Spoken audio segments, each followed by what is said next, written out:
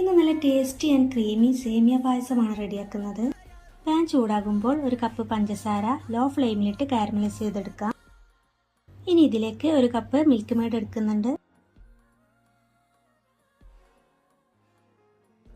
പഞ്ചസാര മുഴുവനായിട്ട് മെൽറ്റ് ആവുമ്പോൾ അതിലേക്ക് ഒരു കപ്പ് മിൽക്ക് മെയ്ഡ് ഒഴിച്ചു കൊടുക്കാം. മിൽക്ക് മെയ്ഡ് നല്ലപോലെ മിക്സ് ചെയ്തതിനു ശേഷം ഇതിലേക്ക് 2 ലിറ്റർ പാൽ ഒഴിച്ചു കൊടുക്കണം. പാലൊഴിച്ച് മിക്സ് ചെയ്യുമ്പോൾ ഇതുപോലെ കട്ട പിടിച്ചതുപോലെ ഉണ്ടാവും. പാല് ചൂടാവുന്നതിനനുസരിച്ച് അത് മെൽറ്റ് ആയിക്കോളും. പാൽ നന്നായിട്ട് തിളക്കുന്നുണ്ട്. ഇനി ഇതിലേക്ക് അരക്കപ്പ് ചവ്വരി ചേർത്ത് കൊടുക്കാം. ചവ്വരി കുക്കായി ഇതുപോലെ ട്രാൻസ്പെറന്റ് ആവുമ്പോൾ ഇതിലേക്ക് സേമിയ ഇട്ട് കൊടുക്കാം. 1 കപ്പ് സേമിയാണ് ചേർത്തത്. സേമിയ കുക്കായ 1/2 ടീസ്പൂൺ ഉപ്പും 1 ടീസ്പൂൺ ഏലക്കാപ്പൊടിയും ചേർക്കാം. ഇനി മറ്റൊരു പാനിലേക്ക് 2 ടേബിൾ സ്പൂൺ നെയ്യൊഴിച്ച് കശുവണ്ടിയും കിസ്മിസും വറുത്തെടുക്കാം. ഇനി ഇത് പായസത്തിലോട്ട് ചേർത്ത് മിക്സ് ചെയ്യാം. അപ്പോൾ അടിപൊളി നല്ല tasty and creamy payasam ready.